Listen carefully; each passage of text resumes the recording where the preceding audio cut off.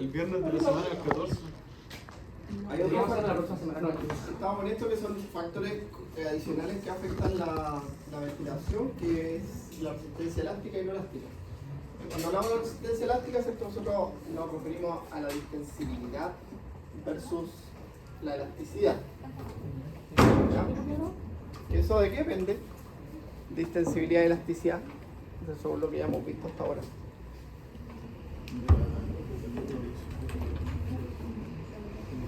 ¿La presión? Eso del parénquima pulmonar. Entonces, distensibilidad y elasticidad están condicionadas por la estructura histológica del parénquima pulmonar.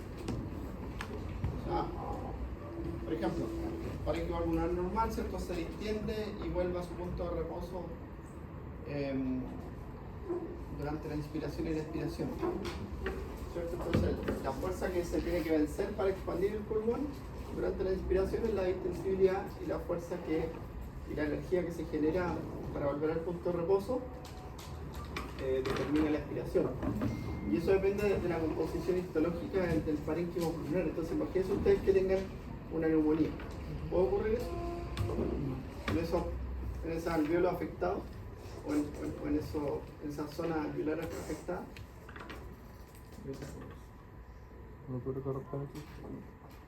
No, porque el parénquima va a estar infiltrado por tejido inflamatorio, entonces no se va a poder distender. ¿Ya? Piensa en una fibrosis pulmonar. A lo mejor se va a poder distender, pero va a volver al punto de reposo. ¿Ya? Y la resistencia no elástica es la resistencia a la vía aérea. La resistencia al flujo de gas de la vía aérea.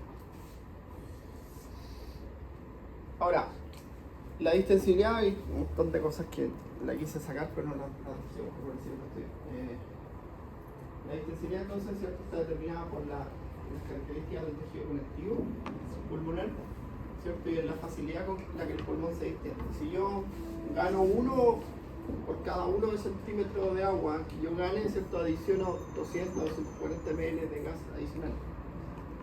¿Ya? Entonces, la distensibilidad está determinada por la diferencia de volumen partido por la diferencia de presión. ¿Ya? Bueno, ¿de qué depende? De las fibras elásticas del pulmón, y, ¿cierto? Tiene esa ventaja que si nosotros ejercemos una buena fuerza inspiratoria, ¿cierto? Que lo hacemos con los músculos de la respiración, eso lo recuperamos fácilmente durante la expiración gracias a las características elásticas del tejido. ¿Ya? Se va a ver afectado, obviamente, en la patología. Ahora, si ustedes ven la curva que produce esto es así. ¿Sí? Entonces, era la primera parte de la curva, ¿de acuerdo? Entonces, mira, y esta es volumen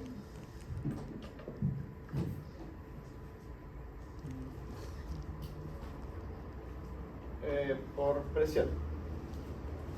Diferencia de volumen versus diferencia de presión. Imagínate, entonces, si tú te das cuenta, en la primera etapa, si esto lo divide en 3,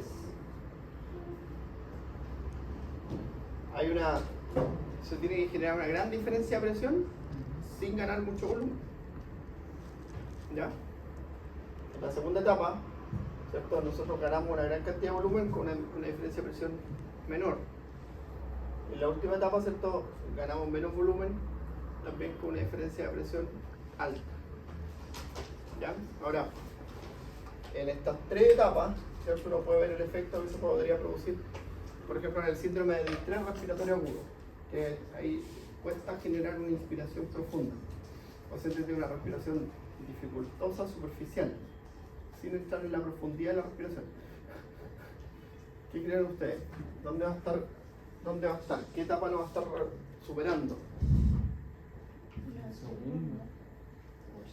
Entonces, aquí va a estar.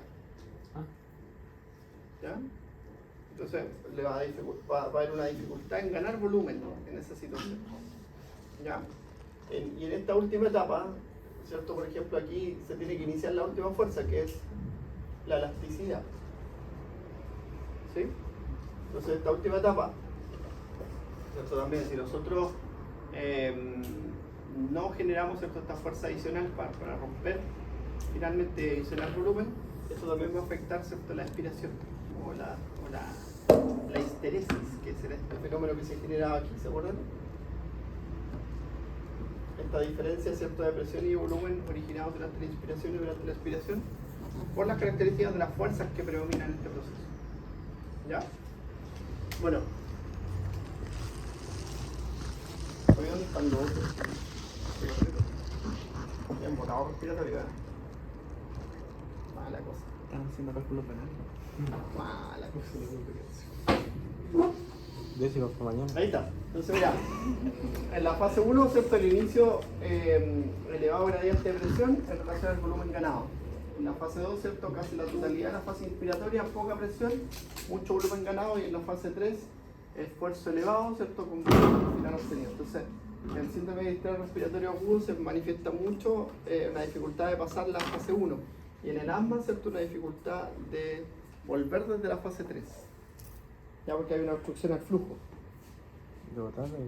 De eliminar el aire. Entonces tú no eliminas rápidamente el aire, ¿cierto? Que acuérdate que lo conversamos anterior, ¿cierto? En la vez anterior era que el 80% del aire se elimina en el primer segundo. ¿Ya? Entonces si hay una obstrucción al flujo, se afecta el volumen expiratorio. Y eso es algo importante. Si bien también se afecta el volumen inspiratorio, pero es más importante el volumen expiratorio, el volumen de reserva expiratoria. ¿Ya? Bueno.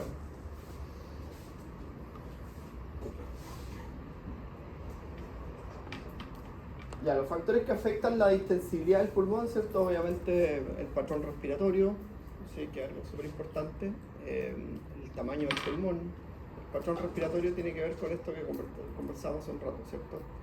Si hay una respiración superficial, si hay una respiración profunda, ¿sí? Tú vas a lograr una mejor distensibilidad del pulmón si haces una inspiración profunda pausada, ¿sí? Pero eso es una cosa muy sencilla, cuando van a correr. Si están medio agitados, ¿qué le pasa cuando está usted en su respiración es media dificultosa y agitada cuando está corriendo? ¿Qué le pasa? No, a punta. Empiezan a dar puntadas, ¿cierto? Y finalmente se termina fatigando. Se van así. ¿Sí? Para... Se fatiga fácilmente porque no logra hacer un buen ingreso de aire y no logra hacer un buen intercambio gaseoso. ¿Ya? Entonces la respiración pausada y tranquila, ¿cierto?, es mucho mejor porque permite ese flujo laminar del aire que habíamos conversado también. ¿Ya? Bueno, a medida que avanza la edad, ¿cierto?, va cambiando la forma del tórax y eso también va dificultando, va generando una dificultad en la expiración sobre todo. ¿Ya? Parece que en el envejecimiento, o por ejemplo, ahí salen enfermedades, pero por ejemplo el asma, el EPOC, la obesidad, empiezan a cambiar la conformación del tórax, a transformarlo en un tórax en tonel. Ya que en definitiva es que tu tórax pasa de ser algo así, ¿ya?, a ser algo así. Entonces, por ejemplo, en este tipo de tórax, la tos es más eficiente, la expiración es más eficiente, la inspiración es más eficiente. Y acá, ¿cierto?, es mucho menos eficiente, sobre todo la fase expiratoria.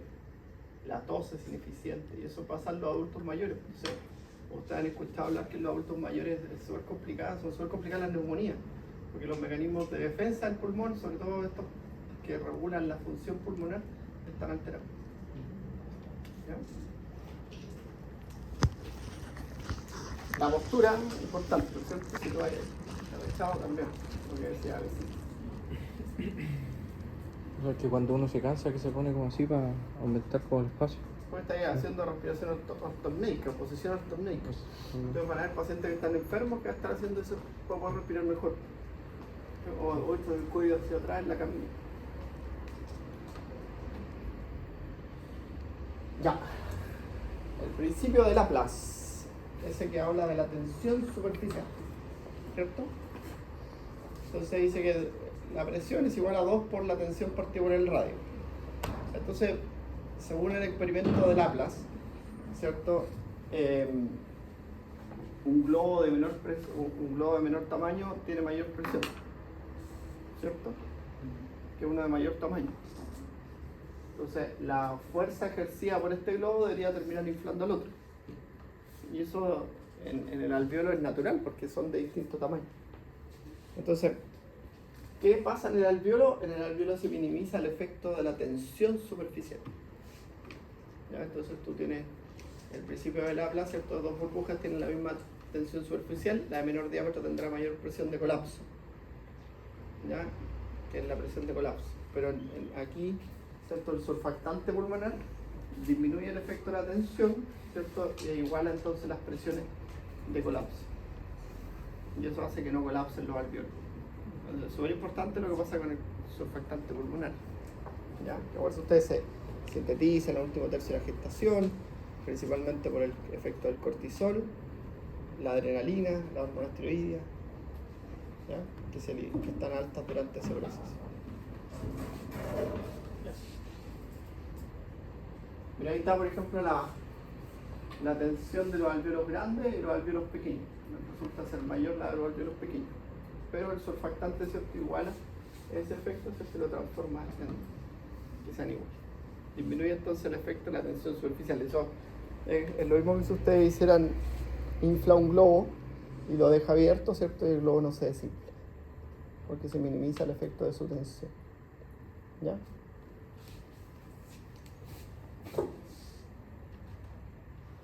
Bueno, la tensión superficial es la fuerza de atracción entre las moléculas de agua que genera gotas de agua, ¿no? Entonces hace que las moléculas de agua se atraigan entre sí y terminan generando gotas de agua. Entonces, en el alveolo va a terminar generando mayor resistencia al estiramiento, reducir el área de superficie para el intercambio y se reduce el intercambio, por ejemplo, ¿ya?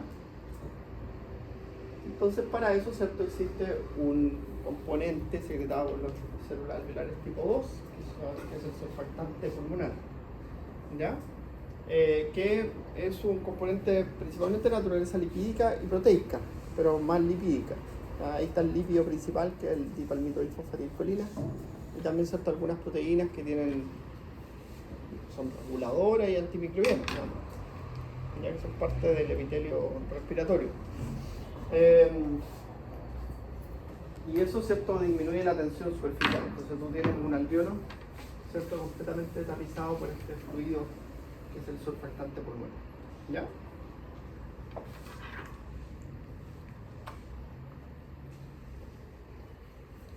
Entonces el surfactante pulmonar reduce la tensión superficial, es responsable de la esteresis pulmonar, ¿cierto? Y también minimiza la probabilidad de generar un edema alveolar, porque no hay paso de agua desde porque naturalmente habría paso, ¿cierto? Por las proteínas del plasma, ¿sí? Y las proteínas del intersticio, porque en el espacio alveolar tú no tienes presión oncótica. Y estás con una presión oncótica cero, luchando con la presión oncótica del intersticio y la presión oncótica del plasma. Entonces, cuando se daña el surfactante, cuando se lava el surfactante, por ejemplo, en la inmersión, es el principal riesgo desarrollar edema pulmonar. Cuando hay paso de fluido hacia la vía aérea, en la inmersión, ¿cierto? En el ahogo, la gente se ahoga. O sea, a veces no les pasa nada en el momento, pero después requieren una hospitalización, un monitoreo continuo, porque hay una alta probabilidad de desarrollar edema pulmonar. Porque hay líquido en el espacio alveolar, se pierde el efecto del surfactante, entonces el agua pasa del espacio alveolar al espacio intersticial, por diferencia de presiones oncóticas, nada más. ¿Entienden? Profe, ¿qué es lo que es la histeresis? La histeresis es lo que comentamos, pues son la gráfica que se produce, ¿cierto? Hay diferentes fuerzas que median la inspiración y la expiración, y eso genera, ¿cierto?, también diferencia en la curva presión-volumen. O sea, lo normal sería que la presión-volumen sea igual durante la inspiración y durante la expiración, pero aquí, ¿cierto?, se produce una diferencia, y es porque son fuerzas distintas. Durante la inspiración vencemos la distensibilidad y durante la expiración ocupamos la elasticidad. Ya, la elasticidad. Ya. Ya, entonces el flujo de aire, ¿cierto?, en función de la diferencia de presiones, la diferencia entre la presión atmosférica menos la presión alveolar, que ya sabemos cómo se genera, partimos por la resistencia, y nosotros también sabemos que hay dos tipos de resistencia, que es la elástica y la no elástica. ¿Ya?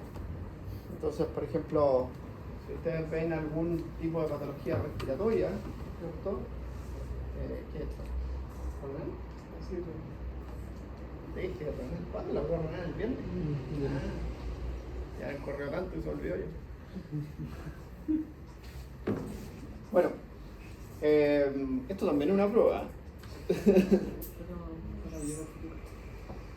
Sí, pero eso está mal, nosotros conversamos todos los días. Porque lo conversamos todos los días en la escuela. Están haciendo ya. Antes era como una tendencia mínima, pero hoy día ya una cosa fea. Que descuidan todo cuando tienen una prueba. Y a veces el descuidar todo se pasan por alto clases que son fundamentales, o a veces de profesores. Ahora no es tanto porque somos más o menos los mismos profes que damos todo. Pero en tercero, por ejemplo, a veces llevan lo que el deseo para traer un doctor que le haga un taller de fármacos y nadie aporta nada en el taller de fármacos, nadie participa o no van. Y eso es una lata porque después el profe no quiere venir de nuevo. ¿Ah? Sí, pues, pero pasa con todo. Con nosotros igual, yo el otro día suspendí una clase porque llegó Vicente y Dante. Entonces, tienen que tratar de alguna forma de encontrar un equilibrio. Porque es una lección de vida que tienen que aprender. Después uno Ya saben, cabros. Para la grabación.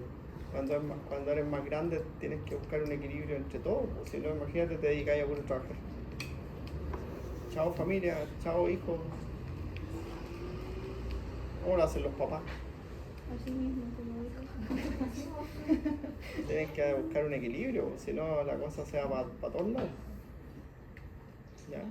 Hay que buscar un equilibrio de poder hacer y organizarse para hacer todas las cosas. Imagínate hoy día, ustedes son 70, yo peleando por la sala y podríamos habernos juntado en mi oficina. Entonces ahora de esto se van a preocupar cuando se la prueba. Y están seguros que el profe le va a hacer un repaso y los va a ayudar y están seguros de eso. ¿Sí? Pero hay, como les decía yo, hay situaciones que no se pueden recuperar. Yo le pedí al doctor Calleja, que es el director de escuela, ya que es súper cercano, está siempre con nosotros, que hiciera un taller de fármaco y fue y me dijo que los alumnos no sabían ni que habíamos visto la materia. Que hay mal, pues. ¿Sí? Un profe que traigo yo de anestesia de la UFRO, del hospital, me dijo, me lata hacer tu taller. El año pasado no participó nadie, no fue nadie de hecho. Y no tengo nada que decirle. Así que tienen que tratar de mejorar eso como un grupo humano en la escuela de medicina, porque se van a empezar a perder cosas. Y a veces tú tenías como la clase del profe, pero tenía el taller yo en el fármaco, por ejemplo, yo hago las clases que son teóricas, y el taller lo hace un médico que trabaja con los fármacos. Entonces que te dice, oye, yo te puedo decir, oye, que todos son buenos, que la sertralina, que la citalopram, que todos son, para mí son todos buenos, todos tienen un mecanismo de acción maravilloso y yo alucino con eso. Pero el doctor Isamit te dice, este es bueno para este es bueno para esto otro y este es bueno para esto otro, porque tiene 30 años trabajando psiquiatra. Entonces, si no aprovechan los talleres, se van a quedar con que los fármacos son todos buenos, ¿no? Y después se le arma una nebulosa en la cabeza y uno no sé. ¿Ya? Así que... Yo tengo algo respecto a que cuando un buzo lo tiene que volver a tierra, lo tiene que... ¿Qué se debe hacer para que los pulmones no exploten, los alveolos no exploten? la descompresión tiene que ser pausada, nada más. No es como una plataforma igual. No, hay una descompresión pausada, nada más. Y con adición de oxígeno, obviamente. ¿Ya? Ahora eso es como un entrenamiento físico, eso pasan van aumentando las profundidades, después van descendiendo, volviendo y hasta que se van adaptando, en cierto modo.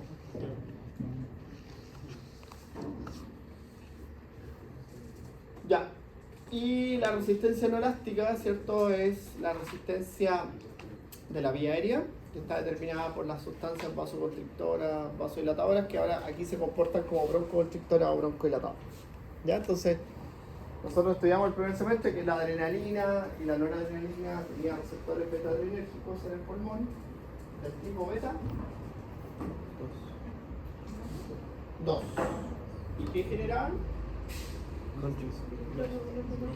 Dilatación y disminución de las secreciones bronquiales. Ambas cosas. ¿Ya? Bueno, ahí se va a sumar, ¿cierto?, la acetilcolina, que tiene receptores muscarínicos y que su efecto es broncoconstricción. ¿Ya?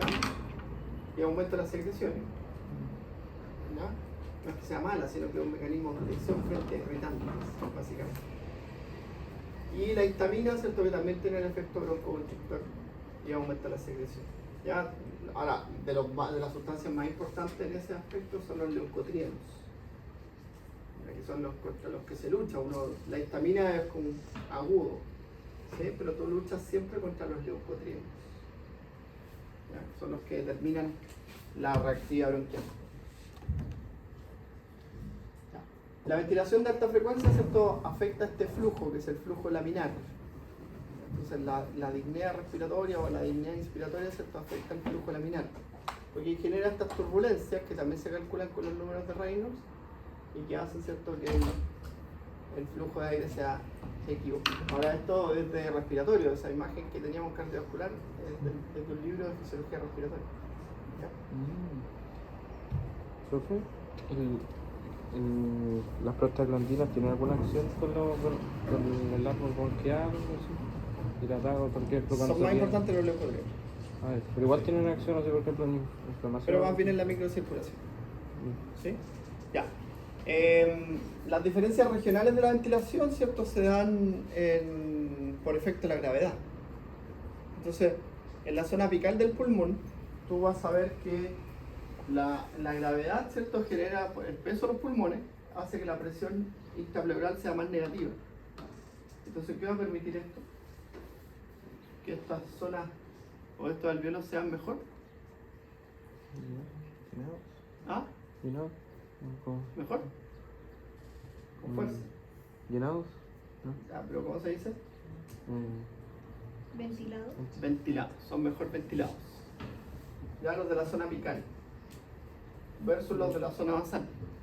O sea, aquí está, por ejemplo, aquí tú tienes, ¿cierto?, a mayor diferencia, a mayor presión negativa, mayor volumen de aire.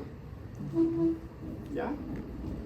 Ahora, el efecto de la gravedad también hace que los de la base sean mejor irrigados que los del ápex. ¿Ya? Entonces, en una respiración pasiva, la respiración se da en la zona media. Y ahí esas diferencias regionales de ventilación e irrigación son importantes desde el punto de vista fisiopatológico. Por cómo llega la infección a la vía aérea. ¿Ya? Porque normalmente lo inhalado, ¿cierto?, o sea, tiene cierta lógica, pero no es decidor, porque en la patología nada es decidor. Afecta más, lo inhalado afecta más los lobos apicales, y cuando llega por la vía hematógena afecta más los lobos basales. ¿Ya? Entonces, los que tienen una buena relación ventilación-perfusión son los de la zona media. ¿Ya? Porque esos tienen una adecuada relación ventilación-perfusión. Acuérdense ustedes que nos interesa que sean bien ventilados y bien irrigados, que tengan ambas cosas. ¿Ya? Profe, ¿cómo es eso de, no entiendo lo de la presión negativa? ¿Cómo se puede, por qué la presión negativa?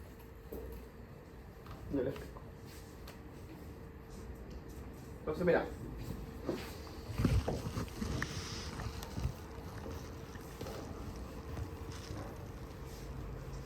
Los pulmones están insuflados en la caja torácica. ¿Ya? Entonces tú tienes el pulmón, lo voy a dejar uno, ¿no es cierto? Entonces, y acá tú tienes por fuera la caja torácica. ¿Ya? Entonces, en este espacio hay una presión negativa. Y si yo genero una presión negativa aquí, ¿cierto?, que va de menos 4 a menos 10, como muestra allí, ¿sí?, dentro del alveolo, ¿ya?, también hay una presión que es cero.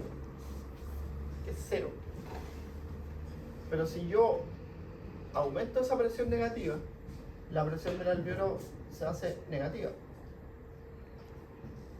¿Y qué va a hacer eso? Va a generar una diferencia con la presión atmosférica, que es 0. ¿Ya? Está a 760 milímetros de mercurio, pero 0 porque está en centímetros de agua. ¿Sí? ¿Ya?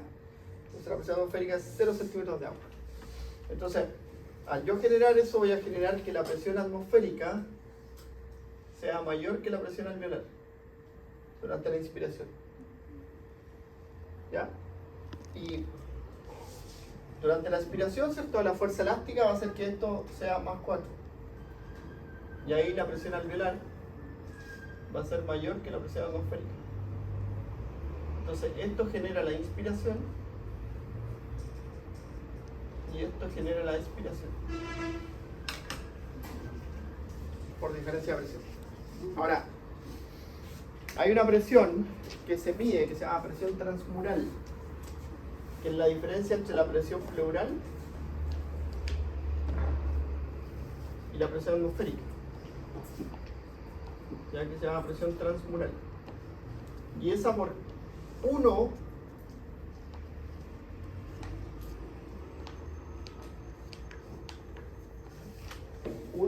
centímetro de agua de diferencia, ¿cierto? Da 250 ml de gas. Entonces, mientras más negativa yo haga esta presión, que lo hago cuando tú expandes el pulmón. Porque cuando el pulmón se expande, ¿cierto? Se genera, aumenta la fuerza de colapso, que el pulmón tiende a hacer esto y el tórax tiende a hacer esto. Entonces tú al expandir el tórax haces que esto aumente y esta presión sea más negativa. ¿Ya? Entonces la respiración activa hace que esta presión aumente y que eso sea, esta diferencia sea mayor y por lo tanto ingrese más aire adicional. Y si tú por ejemplo a eso le sumáis cambio en la resistencia, por ejemplo un broncodilatador que va a disminuir la resistencia, o bueno, parénquima pulmonar normal, eso también va a generar disminución de la resistencia. Ya voy a adicionar aire de forma extra. Entonces, ¿por qué es importante eso? Porque ustedes tienen que ir como relacionando esto, por ejemplo, patologías que afecten a la musculatura. Cuando tú ves patologías, ves dos cosas. Ves patologías que afectan a la mecánica ventilatoria, a la bomba, se llama patologías que afectan a la bomba pulmonar, que afectan a la caja torácica, fracturas costales, deformidades del esternón, alteraciones musculoesqueléticas que afectan a los músculos de la respiración. Esas son patologías que afectan a la bomba. Y otras patologías que afectan la relación ventilación-perfusión, ya que afectan la tasa de intercambio. Y ahí tú ves, por ejemplo, el embolio pulmonar, el enfisema pulmonar, la fibrosis pulmonar, ¿ya? Que afectan el intercambio, afectan a la membrana respiratoria. ¿Ya? Entonces tienes que ir como conociendo estos factores que son normales para poder después aplicarlos a la patología. Profe.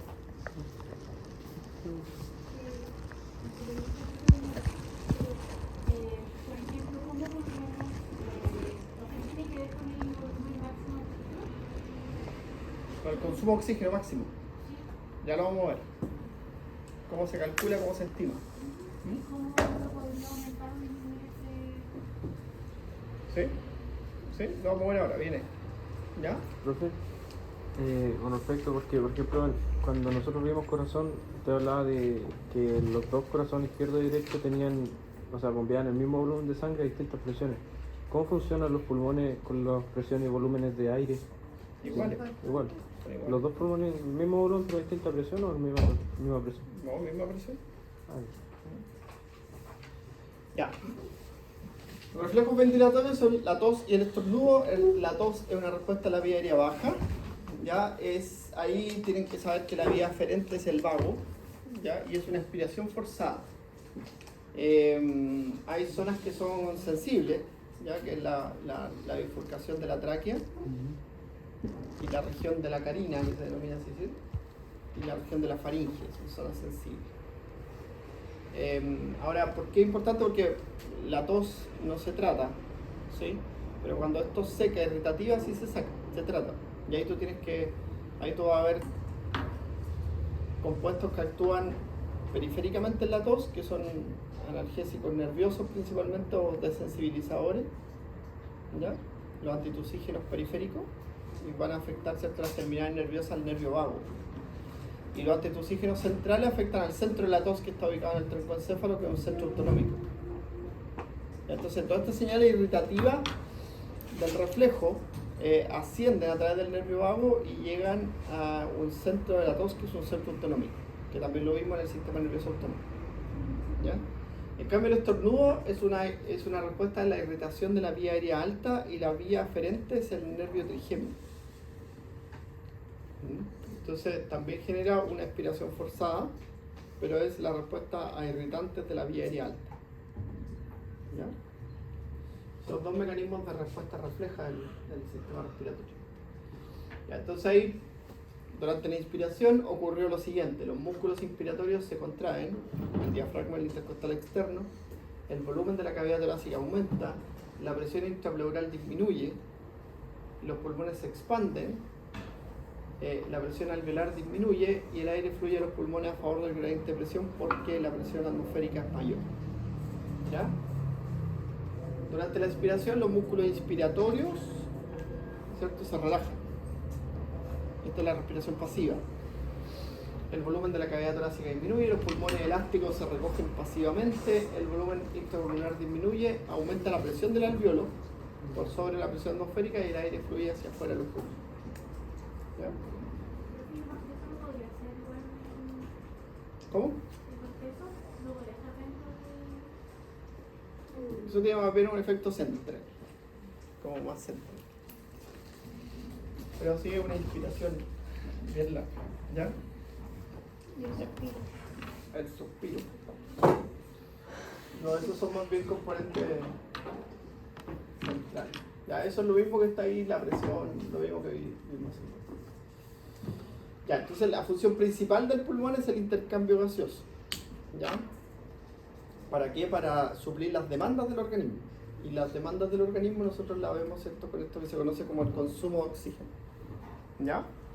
Entonces, para que ocurra una buena ventilación, o para que ocurra un buen intercambio gaseoso, nosotros necesitamos que esta estructura, que se denomina membrana respiratoria, sea óptima. O sea, ya vimos que aquí tenía que haber un surfactante, que nosotros sabemos que la ventilación va a asegurar que el aire que ingresa, ¿cierto?, y eso va a depender de la concentración de oxígeno del ambiente, un montón de factores, va a hacer que ingrese un aire que facilita el intercambio. Pero después de eso, ¿cierto?, después de que la ventilación, la membrana respiratoria tiene que ser una cómplice absoluta, ¿ya?, en cuanto a su indemnidad, que tiene que mantenerse, ¿cierto?, así. Una membrana de muy poco diámetro, de 0,3 a 0,5 micras, ¿ya? Y también tiene que mantenerse bien irrigada, ¿ya? Si se dan todas estas condicionantes, ocurre el intercambio gaseoso, porque el gas difunde por simple difusión, ¿ya?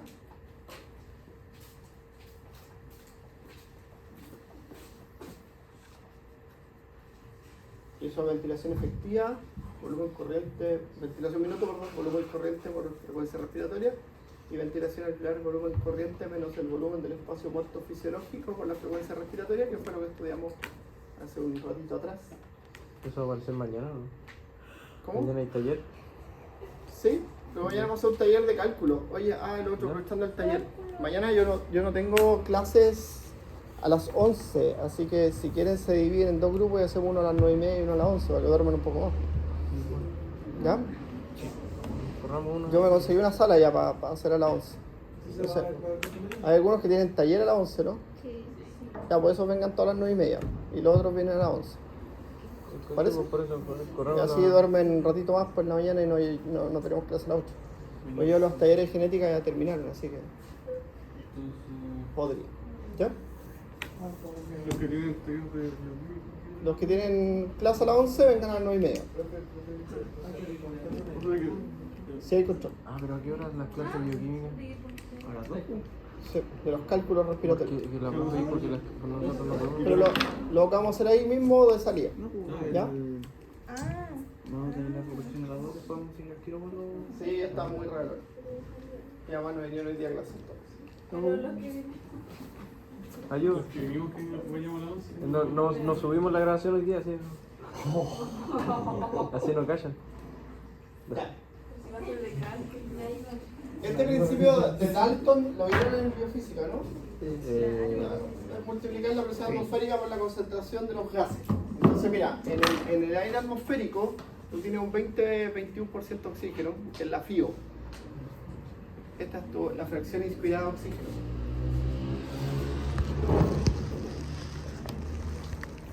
Ya, la única forma de cambiar esto es administrar oxígeno. Entonces tú puedes suplementar con oxígeno y puedes llevar esto, ¿cierto? Aumentarlo hasta un 50%, al 70% y así. ¿Ya? Es la única forma de cambiar la FIO. No hay otra forma. Después tienes la concentración de CO2, ¿cierto? Que es 0,04, el nitrógeno que es 78-77% y el agua, la presión de vapor de agua que es 0,46%. ¿Ya? Y esto lo multiplicamos por la presión atmosférica y nos da la presión parcial de los gases, que es como nosotros los medimos finalmente. Entonces tú tienes que la presión parcial de oxígeno es 159, la presión parcial de CO2 es 0,3, la presión parcial del nitrógeno es 597 y la presión parcial de vapor de agua es 3,5. ¿Ya? Entonces, el efecto de la altura se ve acá. Entonces, aquí tiene cierto el efecto de la altura, ¿cierto? Que dice una presión atmosférica de 440 milímetros de mercurio, estamos bien arriba. Y ahí cambia, mira, sigue siendo, estos valores no cambian. ¿Ya? Y al multiplicarlo, ¿cierto? Va a cambiar la presión parcial de oxígeno. Entonces, presión, ¿qué es presión? ¿Cuál es la fórmula de presión biofísica? Fuerza por área. ¿Ya? Entonces, ¿qué ocurrirá a la altura con el oxígeno? ¿Disminuye qué cosa? Ya, pero ¿en qué se traduce eso? Hay menos disponibilidad de oxígeno, no es que haya menos oxígeno. Y en cambio solubilidad también, pero no. Claro, entonces hay menos, porque la concentración de oxígeno sigue siendo la misma, 21%, ¿cierto? Pero la disponibilidad del oxígeno, ¿cierto? Es menor, porque disminuye su presión. Entonces la relación fuerza por área es distinta. ¿Vale? Bueno, ahí tienen las diferencias. Nosotros llegamos a nuestro país hasta esto, ¿cierto? 3.000, 3.500, tenemos las diferentes montañas y volcanes que hay en nuestro país. Pero vean ustedes cómo afecta esto. Bastante. ¿Ya? Ahora, también es cierto, la edad va a afectar la presión arterial del oxígeno. Ya que eso está afectado por un montón de... Hay una serie de factores que la edad van a terminar, ¿cierto?, cambiando la presión arterial del oxígeno. Ya, o sea, mi hemoglobina está saturada cuando la concentración arterial de oxígeno es sobre 60 mililitros de mercurio. Entonces, mira, en los 90 años, entre los 70 y los 90 años, ¿cierto?, hay un cambio que es dramático. Estamos casi al límite. ¿Ven? Entonces, cualquier patología que afecte el pulmón en una persona sedentaria, adulto mayor, ¿cierto?, va a condicionar mucho la tasa de intercambio. entonces lo que pasa es que se satura más fácil. No, les cuesta más saturar cuando tienen alguna complicación porque están al límite. Ya tú normalmente estás así. Entonces, el porcentaje normal de saturación es del 95% hacia arriba. ¿Sí? Y esto se da por la curva de disociación oxígeno-hemoglobina. ¿Ya? Entonces, ese porcentaje se logra a una concentración de 60 milímetros de mercurio.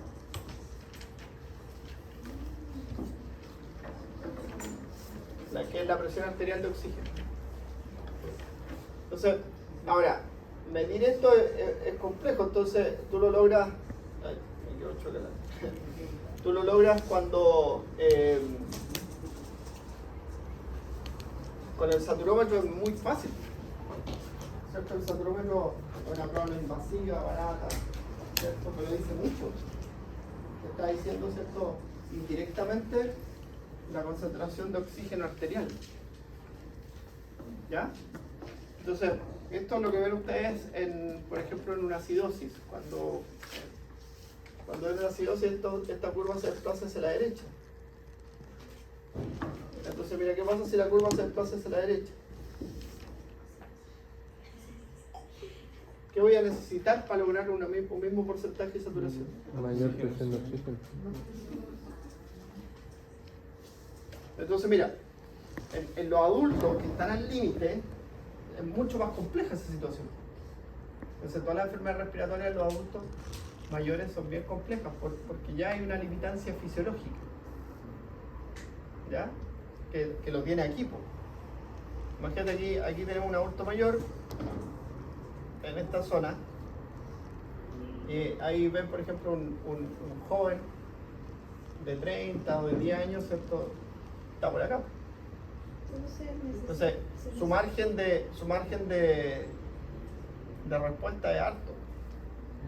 Entonces necesitan mayor presión para poder saturar. Claro. Y en una alcalosis pasa lo siguiente, la curva se desplaza hacia la izquierda. Y ahí se satura más, pero ¿cuál es el problema con la alcalosis?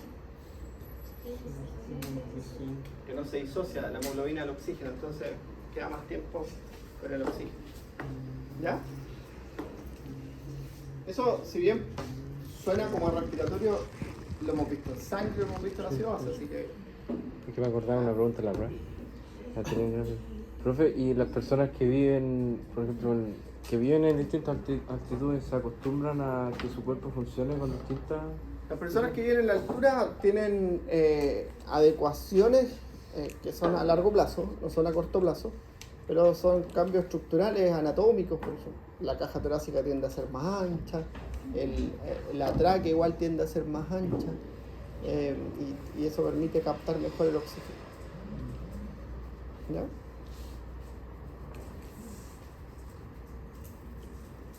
Ya. Entonces, el intercambio gaseoso se realiza gracias a la diferencia de concentraciones de los gases en el espacio alveolar. Entonces tú vas a encontrar aquí una presión de oxígeno atmosférica, ¿cierto? Que es de 100 versus la concentración de oxígeno en el espacio venoso, que es de 40 a 60. Aquí está, por ejemplo, si ahora nosotros transformamos esto es normalmente en la arteria, de 60 hacia arriba, pero tú tienes una sangre venosa que normalmente está aquí entre los 40 y los 60, y esa es la concentración de oxígeno en la sangre venosa. Entonces, la sangre venosa que viene del pulmón, ¿cierto? Desde aquí, trae una concentración de oxígeno de 40 a 60 y se encuentra con una concentración de oxígeno de 100, obviamente el oxígeno va a pasar hacia acá. Y acuérdense ustedes que la hemoglobina aumenta su afinidad por el oxígeno en un ambiente rico en oxígeno, y también con la unión de un átomo de oxígeno aumenta la afinidad de la hemoglobina, porque esa proteína que tiene esa capacidad de abrirse, ¿cierto? Y aumentar su afinidad. ¿Ya? Bueno, y el CO2 va a difundir también por diferencia de presión, porque acá vamos a tener 45 en la sangre venosa versus 40 en el espacio alveolar. Ahora, el gradiente que necesita el CO2 para difundir es menor, debido a que tiene mayor solubilidad. ¿Ya? El CO2 tiene un gradiente de 5, si lo comparas con el gradiente de oxígeno, que es de 30, 40. ¿Ya?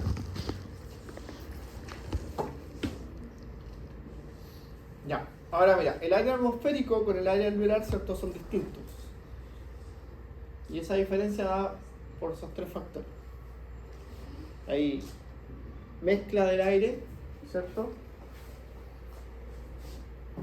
Que es el volumen residual que está en el pulmón, se mezcla con el aire inspirado. Hay intercambio de oxígeno y CO2 continuo en los alvéolos. Y además, ¿cierto?, hay humidificación de la vía aérea, aumentando la presión de vapor de agua.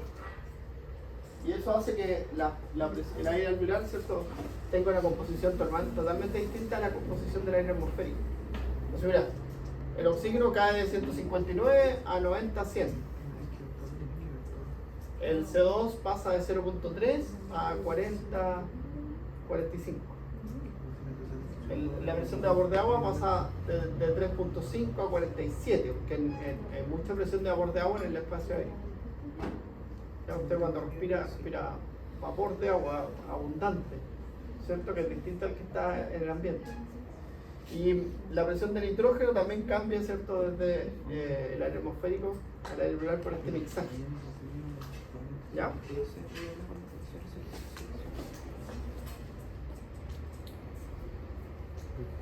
Ya.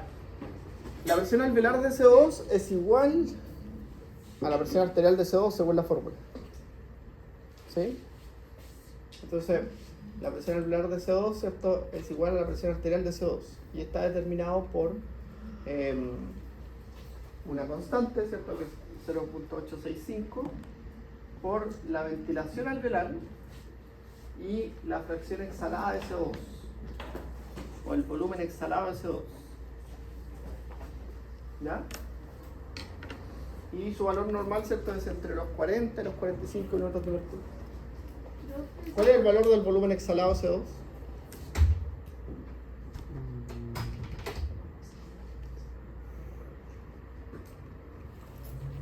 ¿Te lo vimos el otro día? No, bueno. 25 a 35 minutos de mercurio. ¿Ya? Entonces tú tienes la ventilación alveolar. ¿Cuánto es la ventilación alveolar?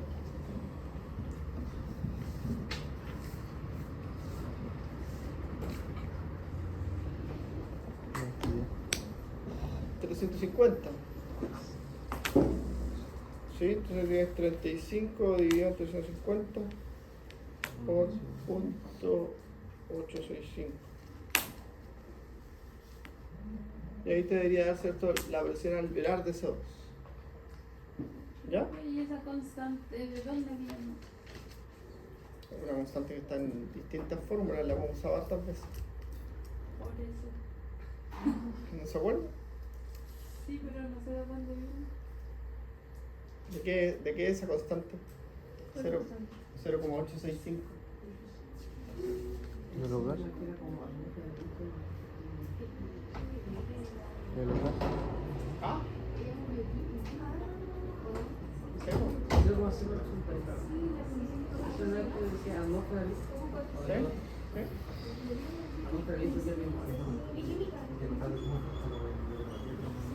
¿Es la constante de los gases?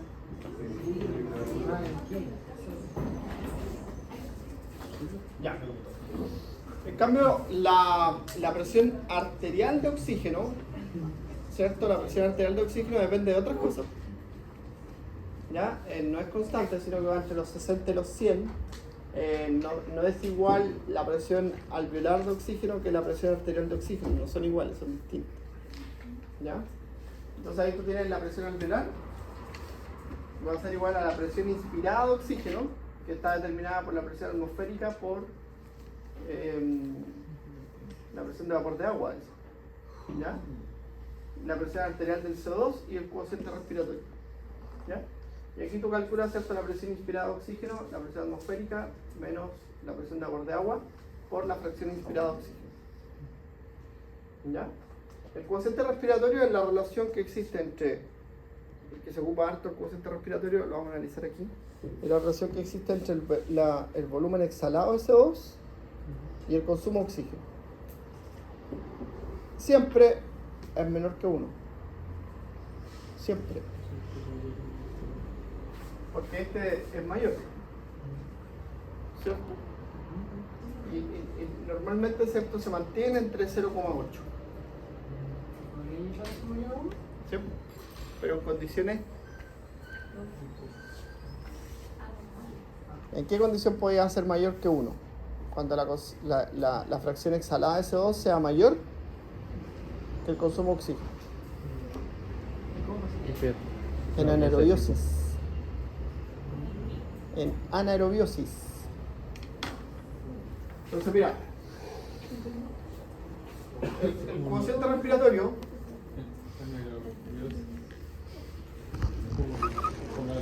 o la relación, el cociente respiratorio, o también, ¿cierto?, la relación respiratoria, así se puede escribir de las dos formas, siempre es igual a 0,8. ¿Ya? Y resulta de la fracción exhalada de CO2 partido por el consumo de oxígeno. ¿Ya? Entonces, en la única condición, ¿cierto?, en que esto sea mayor que 1 es cuando estamos en una situación de anaerobiosis. O sea, estamos produciendo más CO2 que el oxígeno que estamos consumiendo. Y ese es el estado anaeróbico. ¿Ya? Entonces, por ejemplo, bueno, y eso podría estar dado por ejemplo, una patología respiratoria. Entonces, ¿qué va a requerir ahí ese paciente? Oxígeno. ¿Cuánto le podríamos dar? Se tiene que estimar la demanda. El oxígeno se calcula. Y cuando Es un dicen, fármaco. El oxígeno es un fármaco, entonces hay que estimarlo y calcularlo para poder dar. y cuando dicen que le aumenten la FIO2, Le aumentan la FIO2. Es la única forma, porque esto no lo podemos cambiar. O sea, la presión atmosférica no la podemos cambiar. ¿Ya? Pero sí podemos aumentar, ¿cierto?, la fracción inspirada de oxígeno. ¿Ya? Ahora, normalmente esto también se aplica al ejercicio, y lo vamos a ver en ejercicio. Por ejemplo, en ejercicio normalmente te mantienes entre 0,8, 1, 1,2. ¿Ya? Y tú te mantienes aquí. Si se aumenta el esfuerzo, normalmente se asocia a la fatiga.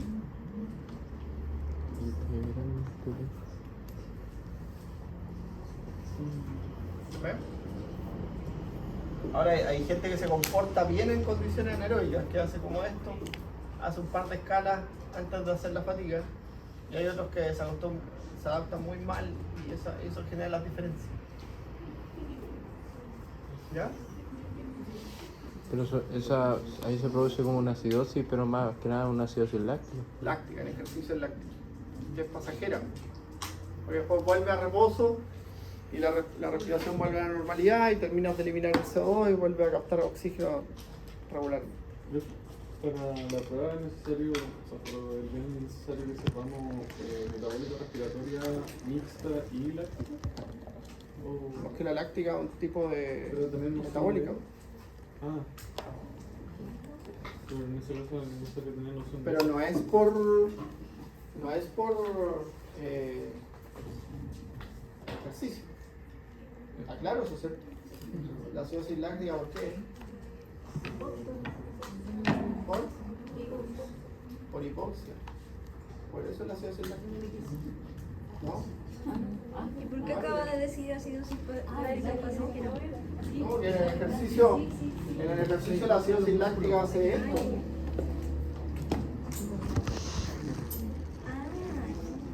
Después el lactato se puede usar como fuente energética, así que no. ¿Ya? La línea negra, por si. Ya. Y ahí está la diferencia alveolo arterial de oxígeno que la hemos conversado en algún momento, ¿cierto? La diferencia, en este caso alveolo arterial, que determina el intercambio. Esto determina la tasa de intercambio. Entonces, tú tienes un alveolo, ¿cierto?, que tiene una presión de oxígeno de 104 versus una arteria que trae una presión de oxígeno de 60. Entonces eso condiciona, ¿cierto?, el intercambio de gases. ¿Ya?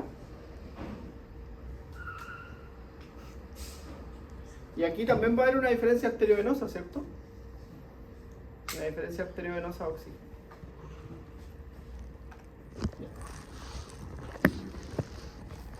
Mira este gato.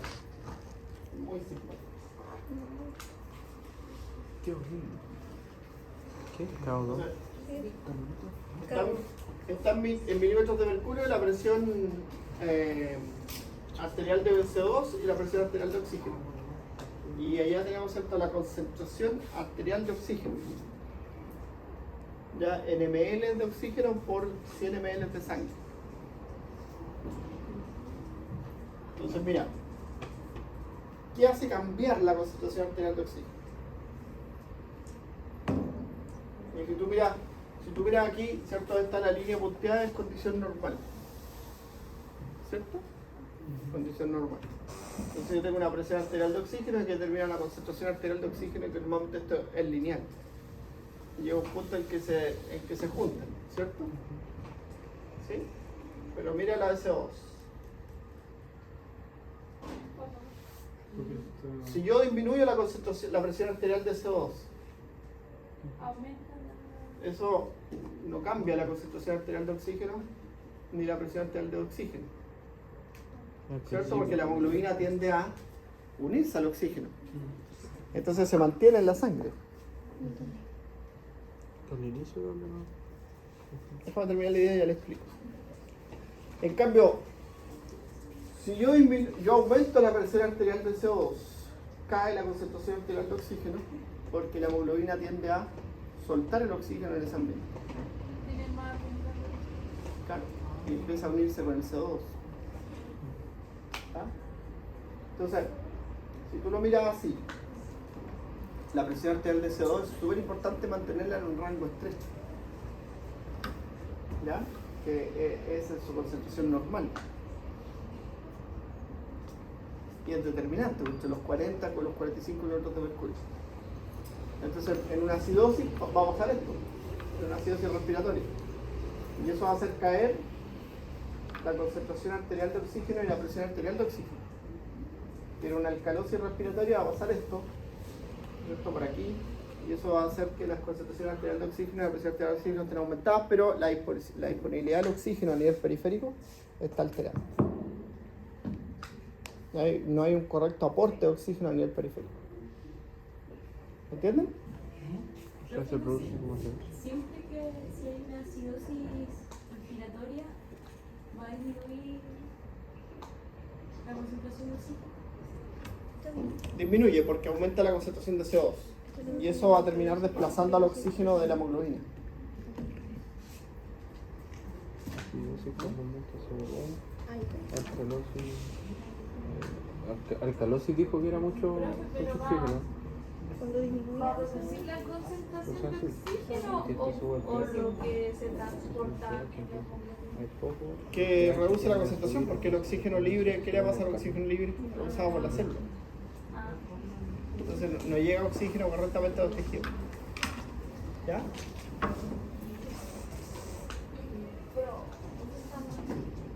¿Qué pasa? hace calor. ¿Está alcanzado? Ya, mira. Algunos conceptos importantes en la cinética, que es el movimiento del oxígeno. La concentración, el contenido arterial de oxígeno, que es de 20 ml, versus el contenido venoso de oxígeno, que son 6 ml. Ya que eso es concentración. Por eso que uno dice, la diferencia arteriovenosa de oxígeno no es la presión parcial de oxígeno. Porque si tú dices, la presión parcial de oxígeno es 40 ml, la venosa, versus la arterial, que es 100.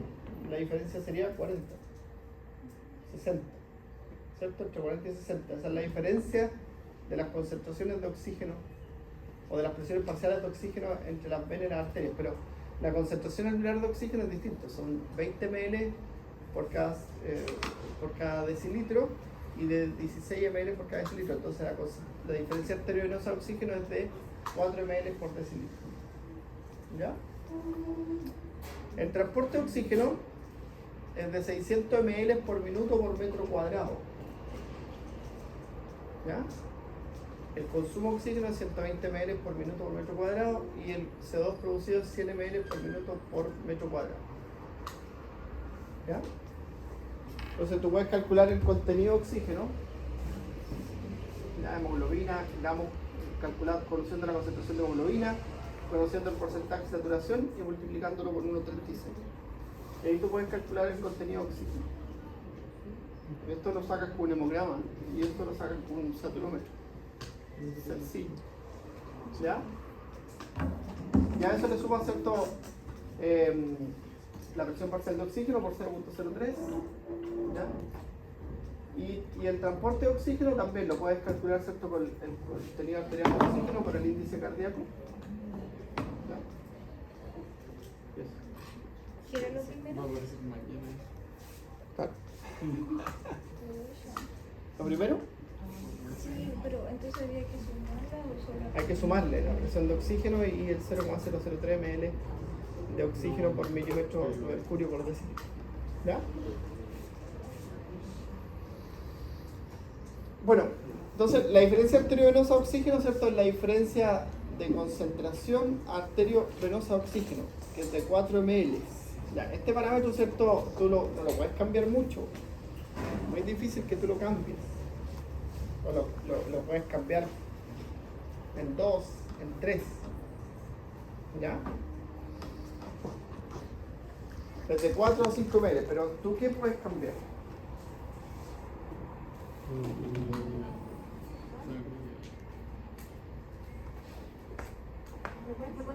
El gasto cardíaco. Ese sí lo puedes pasar. Lo puedes pasar de 70 a 110 ml, 120 ml, que eso es bastante. ¿Sí?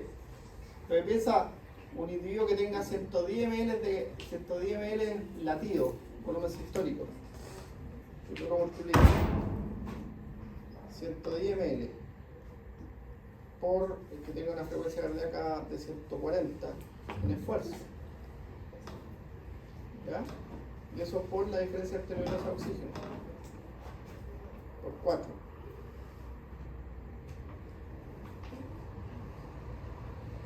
Estamos viendo 61 litros de oxígeno.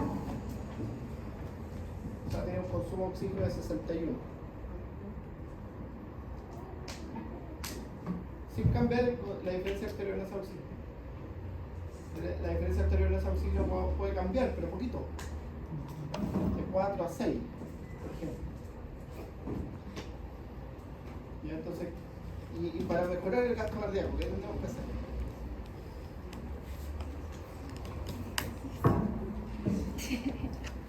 No, pero desde el punto de vista del gasto cardíaco, el volumen sistólico, mejorar la contractilidad del músculo cardíaco, Profe, ¿cuándo es el examen? disminuir la resistencia periférica.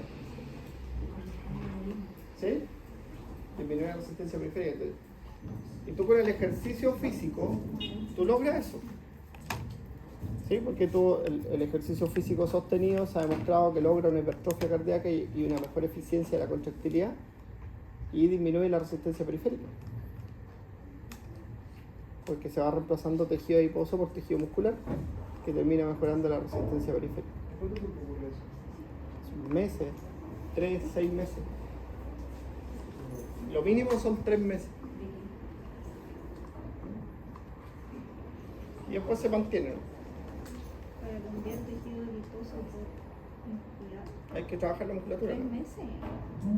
Eso explica igual como el sentimiento de bienestar que tiene, después se siente como más energético. Claro. Entonces, esa es la diferencia de consumo de oxígeno. Ahora, el consumo de oxígeno es clave. O sea, hay una persona que tiene un consumo de oxígeno de tanto y uno sabe que es buen o mal deportista, solo por eso. Hiciste el texto, ¿no? ¿Ah? Se salía a correr 20 minutos. Con estos relojes, sale a correr 20 minutos y te estiman el consumo de oxígeno con esa cosa que tienes. Sí, lo tengo. Pobre. Y te lo da. Y ahí tú vas a ir mejorando. Entonces, por ejemplo, después tu frecuencia cardíaca es totalmente distinta. ¿Sí? A los niñitos de séptimo les regalan eso. ¿Ah? A los niñitos de séptimo les regalan eso. Sí, te lo regalan. Por ejemplo, nosotros las pruebas físicas que hacíamos con atletas, que los poníamos ahí en la pista del campo de Porternerol, le ponen un cinturón biométrico y la frecuencia de salida, entonces la primera vez, yo recuerdo que alguien dijo, ¿están malos los cinturones? Y dice, no, así es. 41, 42 de frecuencia cardíaca en reposo, 37 frecuencia cardíaca en reposo. Entonces tú le dices, ya, vamos a correr al 60% y van a 105 latidos por minuto y no se mueven. Entonces, la capacidad que tiene un deportista es que conoce su rendimiento. Entonces tú le decís ya el 50%, el 60%, el 70%, el 80%. Ahora tú no puedes estimar eso. Así. Ahí estás estimando, ¿cierto?, el porcentaje. ¿Ya? Y eso es lo que marca la diferencia. Pues si yo mando a una persona no entrenada y a una persona entrenada a correr, los pongo par a par, tú vas a ver cómo los parámetros se diferencian entre ellos. Los parámetros, la frecuencia cardíaca, la frecuencia respiratoria, todo eso marca la diferencia. ¿Sí? Yo me acuerdo una vez salí con un amigo, estaba recién empezando a entrenar, hace muchos años atrás, y le iba con cortaviento, pero lo saqué, porque me iba muriendo. Y iba así, y este me dice, ¿el cortaviento no hay que ocupar? Y le dije, no, préstamelo. Iba muerto frío. Él iba muerto frío, con su pulso así. Y yo iba, pero, así como un motor a punto de estallar, pues, muerto de calor, 200 latidos por minuto, todo sudado. Y él iba así. Todo sin nada. Entonces, esa es la diferencia. Ahora, en enfermedad, eso también marca la diferencia. Porque si tú tienes un paciente con una condición fisiológica óptima, la enfermedad lo va a afectar mucho menos. ¿Por qué? Porque hay algo que se conoce harto y se habla mucho hoy día, que es el límite de funcionalidad. Entonces el límite de funcionalidad está más próximo en una persona que fuma, que es sedentaria, que tiene un montón de vicios, ¿cierto? Está más próximo al límite. En cambio, el que entrena está más lejos de ese límite. Entonces se va a mover más difícilmente hacia la gravedad. ¿Me entiendes? Por eso es importante promover la salud, la actividad física, la buena alimentación y todas esas cosas. Es súper importante. ¿Ah? Es hacer ejercicio. Cuesta al principio. ¿Qué? Máximo, ¿es recomendable hacer ejercicio más contenido? O por ejemplo, intervalos. Sí, pero al principio, a ver, aquí con esto terminamos. Al principio, hago una recomendación. Al principio no tiene que hacer algo que le acomode. O sea, si bailar te acomoda y te hace subir las pulsaciones, ¿por qué subir las pulsaciones nada más? Bailar, andar en bicicleta o moverse un poquito, trotar 5 minutos, 10 minutos, no sé. ¿Qué cosa? Andar enamorado. Ah, no, esa es otra cosa. Ha afectado a varios, sí, este curso, me he dado cuenta. Es subir las pulsaciones nada más. Yo he entrenado desde, ¿Pero qué entrenabas tú? natación, atletismo. ¿Ya? Después hice trote. Después de eso, ahora estoy crossfit. Ya. Pero ahora sí, gimnasio. Es como tipo crossfit. Ya. Pero ahora queréis trotar de nuevo. Eso es lo que estáis tratando de hacer. Trotar de nuevo, para correr una media maratón. Ya. Entonces lo que tienes que hacer es volver a hacer ejercicio aeróbico. 5 o 10 minutos de trote puede ser, pero hacerlo suave, puede hacerlo de forma gradual. O sea, por eso es súper importante que te conozcas. Entonces, o podías entrenar con alguien. Cuando entrenáis con alguien, el entrenador de repente te da los lineamientos y te dice, oye, tenés que correr a tu 70%. Y hoy día todas estas cuestiones tienen programas que se sincronizan con el reloj y uno sale y el reloj tiene una agujita. Se pone el mismo que tenés tú, se pone una agujita verde. Entonces tú vas en verde. Y si te pasaste, se pone en rojo. Y ahí tú bajas ahí. Y volví al verde. O está en azul cuando vas muy lento. Y ahí tenés que subir un poquito. Y ahí te mantenían en el verde. Y uno les dice cuánto tienes que Es que tienes que hacer un test. Tú haces un test. Y el test te determina tus zonas de entrenamiento que son esas. Que son estas. Este es el porcentaje del consumo de oxígeno. ¿Profesor, y también se puede quizás una mala respiración? Sí, pero es que si estás respirando mal es porque estás haciendo un sobreesfuerzo. Porque pasa mucho en la gente que ha sido atleta. Yo tengo muchos amigos atletas que se resisten a jubilar. Y eso es súper difícil. Incluso hemos tenido situaciones de amigos que se han suicidado. Por lo mismo. Ya hace 2-3 meses atrás uno se tiró a un edificio, él no soportaba que le empezara a ir mal en las carreras. Era un tipo que corría una maratón en 2 horas y media y un día le empezó a pasar la cuenta de la edad, como a todos. A mi edad, pues yo tengo 42 años. y empezó a darse cuenta que ya no rendía como antes y pucha, justo lo topó con un problema de salud mental y se suicidó.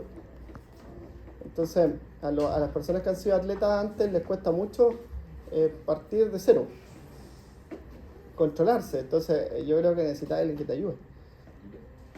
Hay harta gente, hay grupos de entrenamiento y cosas así que te ayudan, pues te entrenan con un programa y el programa te dice, se llama Training Peaks. Es un programa que te dice a cuánto tenés que correr y cómo tenés que correr. ¿Dónde lo tengo? Por ahí lo tengo. Yo lo tuve que hacer porque a mí me pasaba eso. Ya no puedo andar haciendo sobresaltos. ¿Sí? No puedo hacer sobreesfuerzos ni... O sea, pasa mucho. Tú lo veis de repente en la vestimenta, los tipos, no sé, pues, se sacan la polera talla S y ya no son S. Y siguen ahí la resistencia luchando con la cabeza. Pero es natural. Si tú alguna vez fuiste súper bueno para algo y de repente te empezás a dar cuenta que no te da, ¿no? Pero también es súper importante saber volver a empezar. Entonces tenés que volver a empezar. Pues.